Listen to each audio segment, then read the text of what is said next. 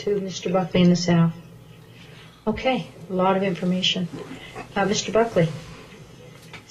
Good morning, Madam Chairman. My name is Michael Buckley, and thank you for allowing me to speak this morning. If I could just clarify a couple of things.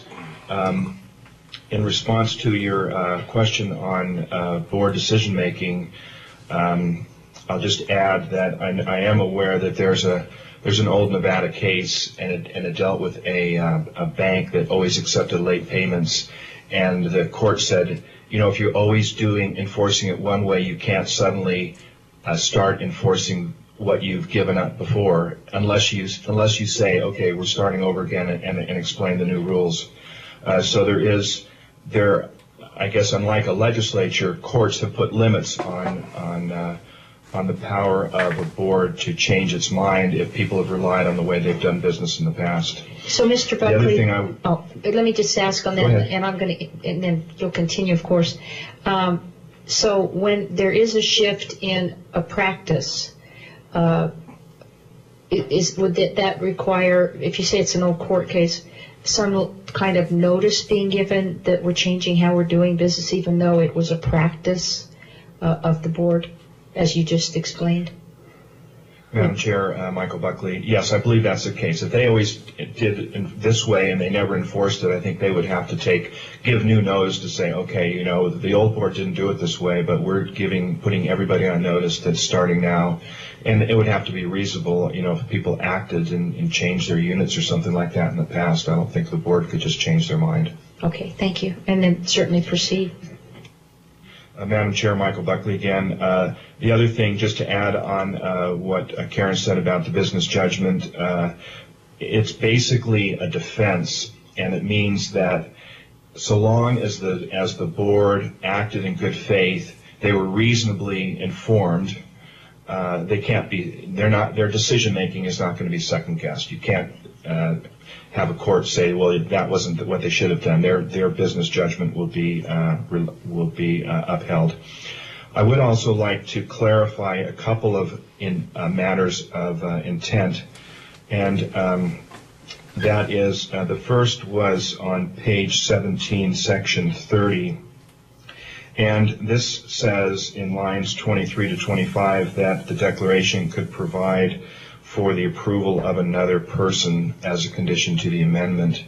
And this, there's been some concern I've seen raised that this might allow a declarant to be that other person. And when you look at the comments to the act, that is not the intent. The intent would be that it might be a lender, or it might be a municipality, or somebody like that. But it is not an intent to allow the developer. And there are other statutes in 116 which prohibit a declarant from trying to get more power than they're allowed already by law. The other clarification I would just point out, and that is on page 24, and this is in section 34, subsection C there at the top of the page. I think the existing law does allow the directors to fill vacancies. What the uniform law does, which is an important protection, I think, for homeowners, and that is that there's a limit on the term of these people appointed by the board. So there's it's either the unexpired term or until there's an election. So there's not an unlimited right to fill vacancies. So then I begin on section 39 on page 30.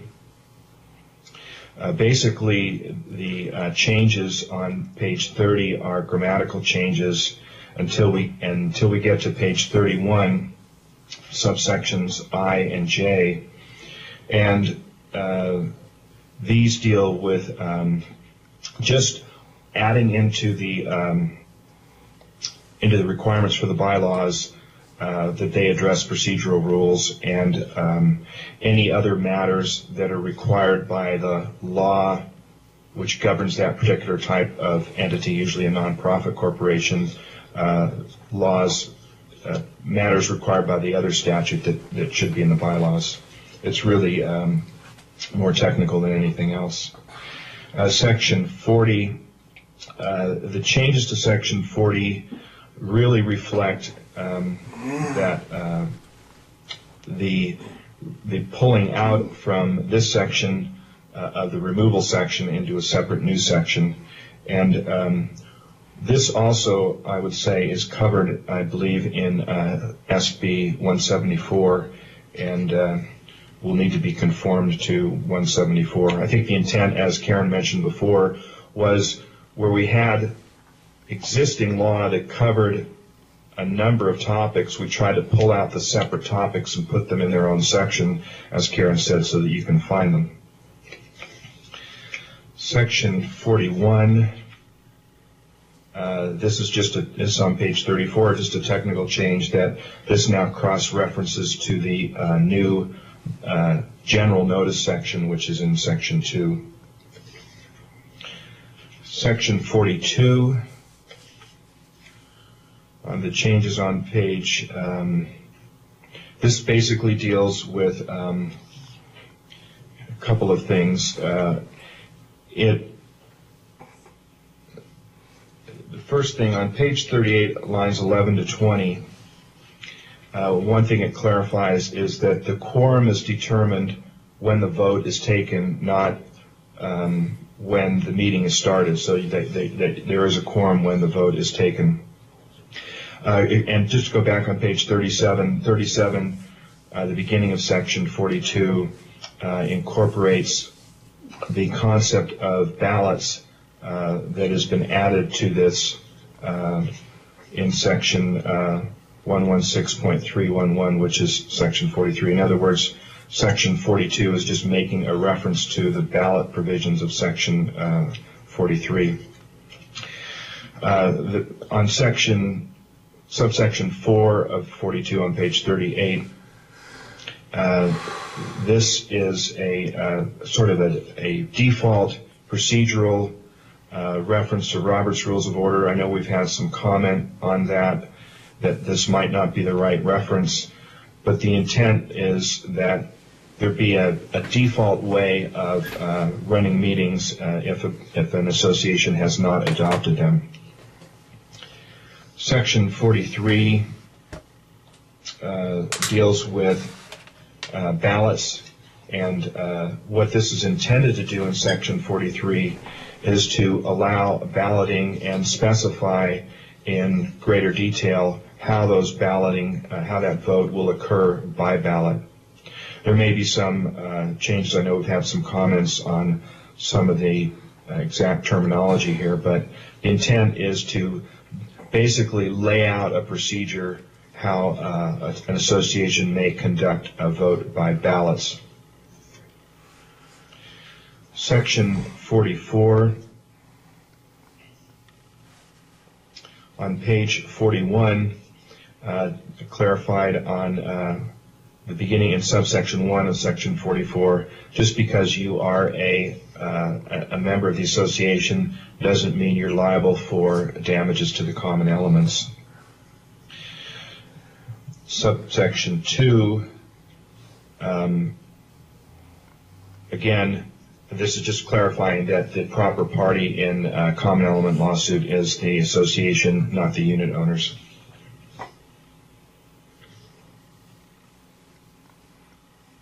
And then the top of page 42, subsection 3, is a new cross-reference to 116.4116 subsection 4, which I'll mention below. But basically, what this does is to allow for a warranty inspection process before the end of the declarant control period.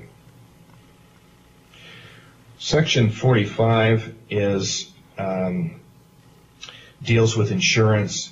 Uniform change was recognition that in addition to property and casualty insurance and liability insurance, that an association should have fidelity insurance. This was addressed in greater detail in Section 10 of SB 174, and I think certainly that the two sections should be merged and combined. I think there's greater detail on the type of fidelity insurance in SB 174. Section 46, these basically are stylistic changes, nothing substantive. and the same in section 47 are basically stylistic changes. Section 48, the changes on page 45 are stylistic. On page 46, lines 15 to 17, just as clarifying that an association can have, basically what these are called are cost centers, where particular units are charged for particular services. And I think the uniform law was particularly focused on the fact that in some common interest communities nowadays where we have assisted living facilities, there may be services like food facilities that are on a whole different basis than what other units are charged for, that dealing with the common elements. And the new definition that was enacted last session, and the definition of common interest communities refers to services. Subsection 6 on page 46. This is a uniform change. A couple of comments on this. Number one, this is addressed in section 12 of SB 174. And basically the concept in section 6 is that if somebody damages the common elements, the association can look to that person who did the damage for repair. What the uniform law did, which makes sense, as we know, if you're in a car accident, you can look to somebody else's insurance, not just your own. And this basically says that if somebody created a problem for the common elements, even though the association has insurance, the association can look to the wrongdoer for payment rather than its own insurance. Section 49. I won't deal too much with section 49. Section 49 deals with the lien for assessments. I know this is dealt with in section 12 of SB 174.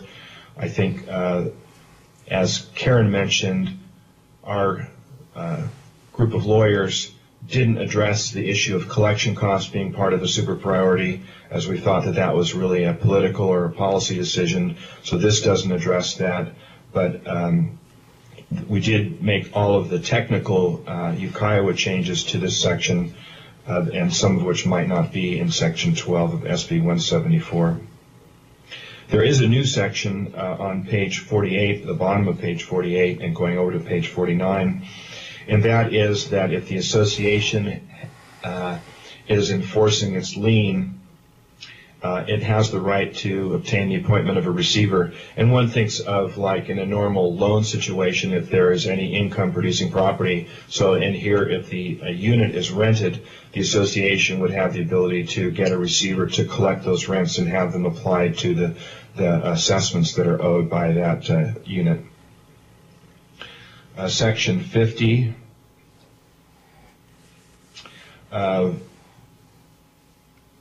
There's the clarification in subsection 1A. Earlier in this law, it clarified that there may be property that an association owns that is not common elements. This section on lines 15 basically clarifies that if somebody gets a judgment against the association, it would cover not just the common elements, but any other property that the association owns. And the remaining changes in section 50 are basically grammatical and cleanup. Section 51, let's see, on this basically, section 51 is an amendment to NRS 116.31175, and it is not a uniform change, but is also addressed in section 2 of SB 30. And basically, 116.31175 and 116.377 dealt with types of records that unit owners could inspect. There were some inconsistencies, but they both dealt with the same topic. So what this section 51 does is to put all of these things in one statute, and then it repeals 31177, which is now incorporated into 31175. So it's intended to put everything in the same place so it's not consistent. And then if you look on page 51, just to show you how our statutes read, the language on lines 41 through the end of the page on 51 and going over to page 52, line 7, that dealt with an official publication, which of course has nothing to do with books and records of the association, so that's moved into a new section. The language that begins on section 8 through 12 deals with the liability of officers and directors of an association. That's moved into the general section of 116.4117. And then subsection 9, the deletion from lines 13 through 29, also dealt with official publications, and that's moved to the new section, which I think is section 2. Section 52 exempts, on page 53, it exempts the requirement of a public offering statement in the case of a commercial unit. Section 53. Section 53 is the section dealing with public offering statement. And what this is intended to do, and I mentioned this in my remarks on SB 185, and that is that remember that the declaration is recorded at the very start of the project, and it's actually the public offering statement that is intended to be the really important disclosure document in connection with the sale or a resale of a unit. And the public offering statement and the resale certificate are updated from time to time. So these are very important disclosure documents. And the changes to section 53 are intended to basically expand and beef up some of those disclosures. The language on page 53, the deletion of references to financial statement, that's basically just because the financial information is now going to be covered in subsection 2, and it's going to be expanded some. Subsection F on bottom of page 53 and carrying over to 54 is basically just, again, an expansion of all kinds of fees that a person would be have to pay in an association need to be disclosed. Subsection G on page 54, this again, you know, as in SB 185, deals with transfer fees. However that comes out, this requires that the public offering statement clearly describe any kind of fee that would be payable to anybody in connection with a transfer of a unit.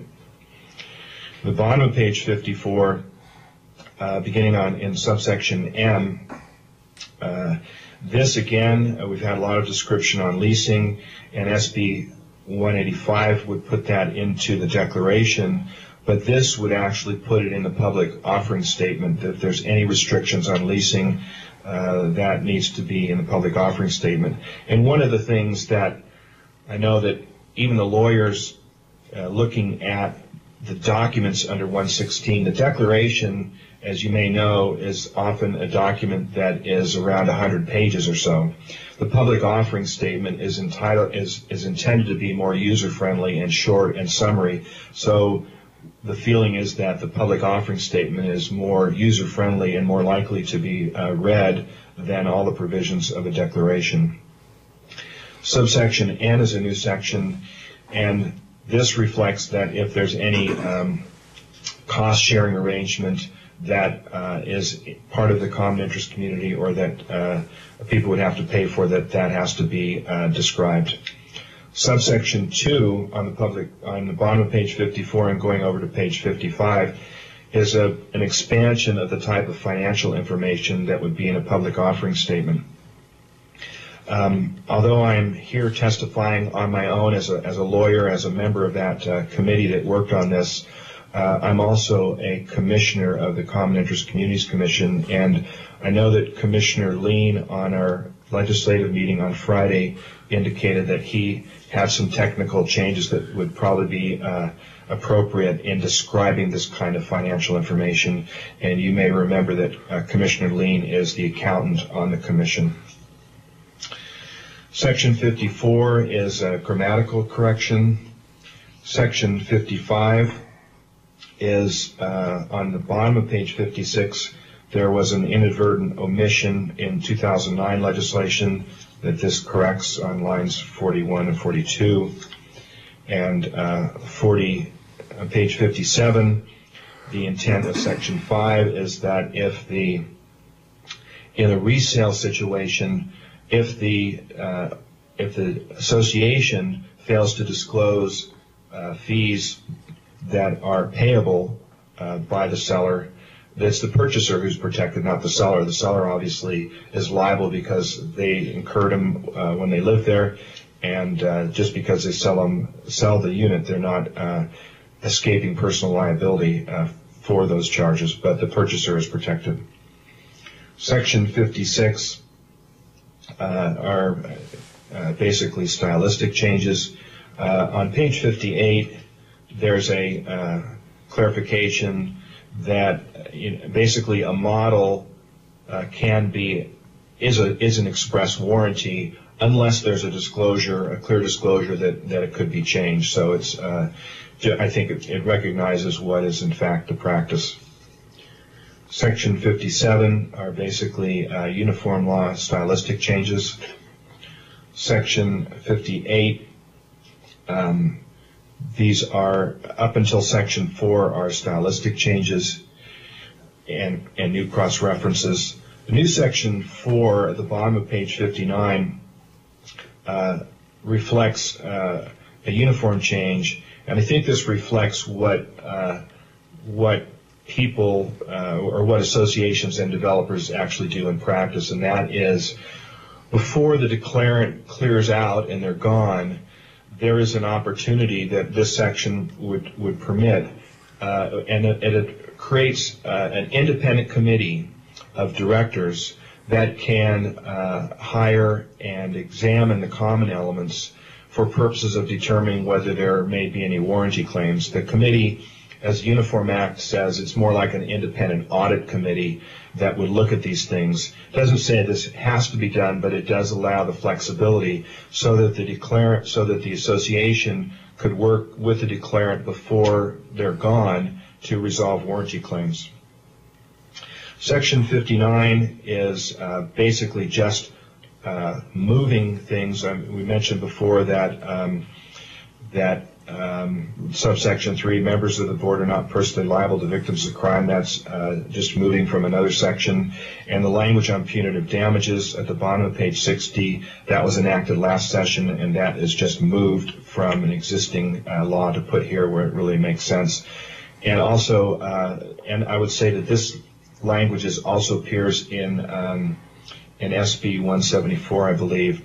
But on the top of page 61, there's a reference to community managers being protected, and that was not the intent. The intent here was to protect the volunteers and not community managers, since community managers have they're subject to contract rights, and so section D on the top of page 61 should come out. Section 60, just as I mentioned, repeals 31177, which is now incorporated into 31175.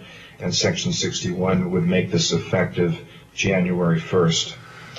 And with that, Madam Chair, I'd be happy to answer any questions. Mr. Buckley, you had mentioned Mr. Lean was going to provide additional information.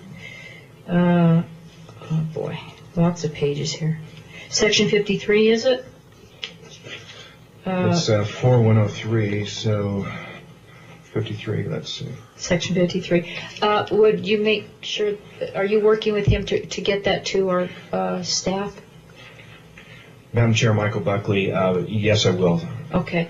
Commissioner Lean is our expert on financial information, and I will get that from him to your staff. So that we know with clarity what we're considering. that was my question. Any additional questions, committee? Senator Copeland. Thank you, Madam Chair. Michael, on your last comment that you made about omitting D, you said the intent was to protect the volunteers. I presume you're talking about the volunteer board of directors who previously are mentioned in Section 5, or were you talking about some other volunteers? Madam Chair, Senator Copeland, it was just as you said, it wasn't intended to change the law, just intended to move it from another place in the volunteers of the board members and the officers. Thank you. Senator Breeden. Thank you, Madam Chair. In Section 51, page 50, subsection 2, we had discussed in SB 174 about the cost of per page for documents, and this says the fee may not exceed 25 cents per page, but I thought there was some discussion 25 cents per page up to 10 pages and then 10 cents per page after the first 10 pages, and that's not reflected in this section. Madam Chair, Senator, the intent of our group was not to change the law. This is this came from 201103160657021man28. Our committee certainly has, is open to whatever numbers the Senate or the committee decides would be the best number to charge for copies.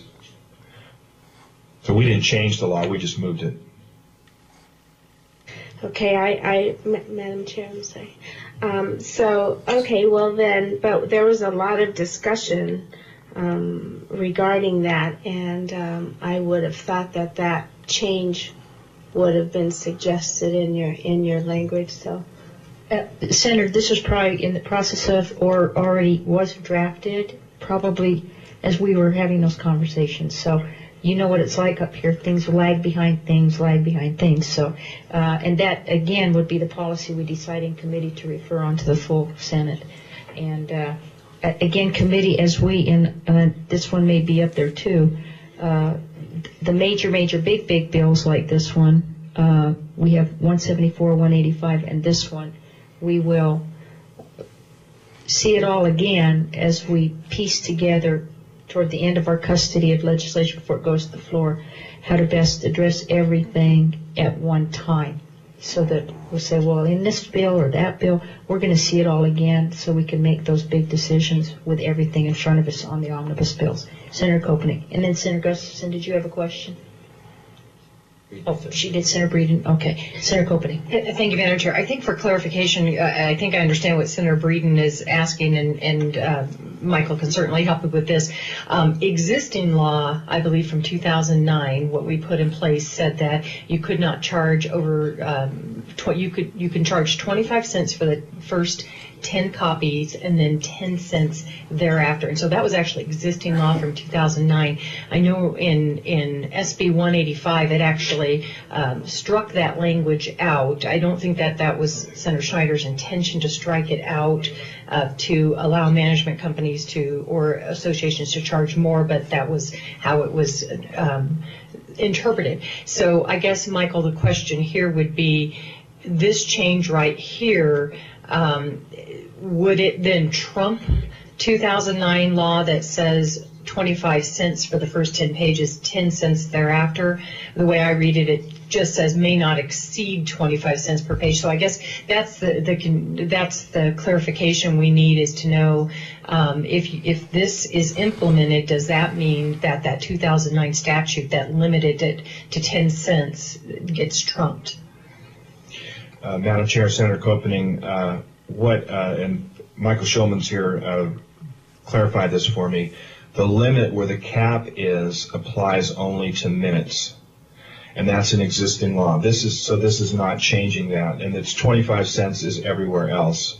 But it just goes to show you that throughout 116, there's lots of different sections that deal with different things. Senator Schneider's bill takes all the fees out and has the commission charge it. So it's, but in existing law, and I think it probably goes back way before 2009, that that there is a limit on the charge for the minutes, but not a limit on the other charges.